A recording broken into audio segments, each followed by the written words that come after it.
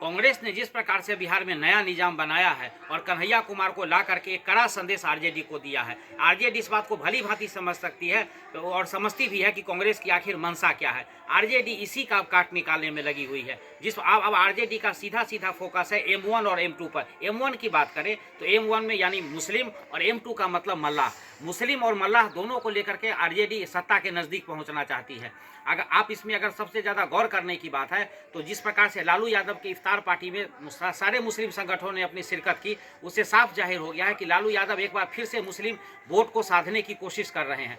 अगर माइनॉरिटी की बात करें, माइनॉरिटी की वोट की बात करें तो कांग्रेस पर भी पिछले लोकसभा चुनाव में जो आप देखेंगे तो उसमें काफ़ी कांग्रेस के साथ वो लोग गए हैं। अब लालू यादव को लगता है कि और कांग्रेस अलग लड़ती है तो मुसलमान कहीं ना कहीं हमसे अलग नहीं हो जाए। अब दूसरी ओर अगर बात करेंगे आप तो मुसलमान तेजस्वी यादव के साथ भी हैं, कांग्रेस के साथ भी है, कुछ प्रतिशत वोट जो है वो चिराग पासवान के पास भी है और लगभग 15 से 20% नीतीश कुमार के साथ भी हैं। तो अब मुख्य मुद्दा ये है कि किस प्रकार से इनको एक साथ अपने साथ लाया जाए। मल्लाह का 6 से 7% वोट आ जाता है और बिहार में मुसलमान जो है लगभग 17% ऐसे दिखाया जाता है कि 20% उनका एक मुश्त वोट है। तो 20% और 27% ये हो गया। फिर यादव का संगठित वोट है वो, लेकिन यादव में से भी लगभग 15 से 20% इधर से उधर दूसरी पार्टी को वोट देते हैं, जिसमें ज़्यादातर बीजेपी के साथ हैं। तो लालू यादव ने सीधा सीधा फोकस इस बात पे रखा है, तेजस्वी यादव को सीधा बताया है कि हमारा पुराना जो संगठन है, जो जिस पर हम पहले से चुनाव जीते रहे यानी MY समीकरण, उसमें मल्लाह को अगर जोड़ दिया जाता है तो हमारा वोट प्रतिशत लगभग 34 से 35% हो जाएगा। और बाकी कास्ट में जो तुम सवर्णों के पीछे भाग रहे हो, जो सवर्ण के पीछे आप जा रहे हैं, उनकी कोई गारंटी नहीं है कि वो हमारे साथ रहेंगे ही, क्योंकि उनका आना जो कभी कभी उनका ढुलमुल रवैया होता है, कोई ज़्यादातर बीजेपी की ओर चले जाते हैं या नीतीश कुमार को भी वोट करते हैं, उनका एक जगह वोट पड़ता नहीं है। तो इन चीज़ों को देखते हुए अगर आप देखेंगे तो अब हाँ, जो मुसलमान जो बाकी लोगों का नीतीश कुमार का बहिष्कार कर रहे हैं या चिराग पासवान का किए हैं, तो आप इसमें साफ बात है कि वो वक्फ बोर्ड का मुद्दा है और वक्फ बोर्ड के मुद्दे पर मुसलमान जानते हैं कि उनका समर्थन नहीं करेंगे। लेकिन फिर भी जितनी भागीदारी मुसलमानों ने की है उनके इफ्तार पार्टी में, उससे लगता नहीं है कि पूरी तरह मुसलमान वोट बैंक नीतीश कुमार या चिराग पासवान से बिल्कुल अलग ही हो गया है।